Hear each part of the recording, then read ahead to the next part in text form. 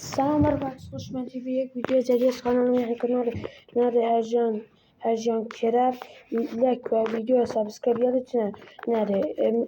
امروز میخوایم آموزش مودهای ماینکرافت رو بیاریم. اول برنامه مثل ماینکرافت را دانلود میکنیم، از که و نقشه ها و مپ ها رو میزنیم. فکر کنم فقط کنیم مثلا اینجا یا عالم مود مثلا میتونیم رو بلاکس بازی کنی یا مثلا این اول باز کردن در حنمش را خود داخل تبلیغات میشه منتظر که دانلود بشه. باز خیلی اینجا وارد ماینکرافتمون میشیم. همینجور ماینکرافتمون بالا بیاد.